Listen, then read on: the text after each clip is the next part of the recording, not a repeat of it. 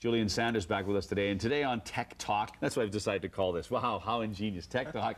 We're going to be talking about wireless security. So first of all, is there a big difference between your hardwire setup in terms of security as opposed to your wireless setup? There is, yeah. The wireless, there's a few different components involved. Wired is much more simple to keep safe because there's only one way to get into the connection through the cord. With wireless, it's adding another variable. Anybody can be coming in from the outside. Now, so many people, they're happy to get wireless. They've got it at home. And are there some simple things they just simply forget to do? Yes, yeah. It's very common, actually, for instance, for Apple users to forget to turn off their firewall.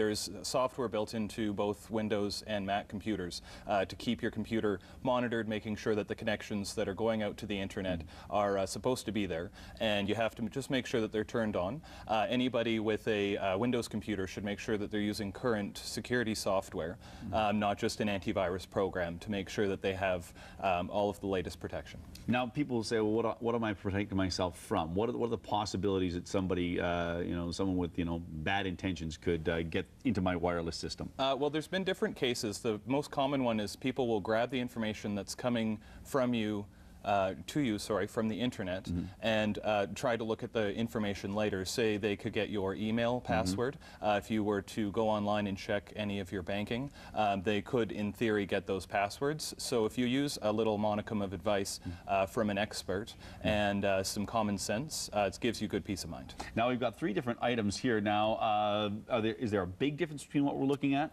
These are a good range. Different brands will give you different features. A good basic router that you don't spend a lot of money on at home. This will be responsible for sending your wired connection wirelessly to your laptop. These have built-in firewalls inside of them too, so it gives you that extra layer of protection. Right. Common mistake for home users is they don't change the settings. You need to personalize your wireless network, give it a unique name and a password.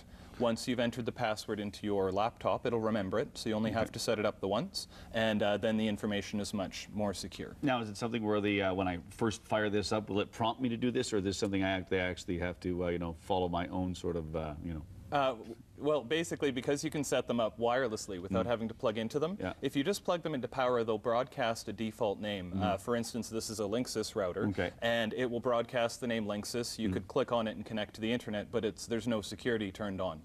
So there's a disk that comes with it that will give you the instructions to keep it safe, and there's a little button there in the middle. This little one with the little sort of, it's tough to see, but it's sort of like swoopy arrows, one up and one down. So, there you go. That's a secure setup button. So there's a quick and easy setup inside of the software that will set up the name and the password, so you don't have to do any of the configuration yourself. It will do it mostly automatically. Easy. I'm liking the easy. And clearly this is the kind of thing, and for Apple, we've got an Apple product at the end. It essentially does the same sort of thing. Yes, and there's a utility that you run. There's also USB ports on the Linksys and the Apple, and on higher-end D-Link that would allow you to securely share information off of a hard drive. So multiple computers in your house can use that information. All right, well, great ways to keep your personal information secure and still be able to use all the wireless technology that you have in your home. Julian, thanks again for the information. We appreciate your time. All right, and when we come back, we will be speaking with Steve Shannon as he wraps up a radio career.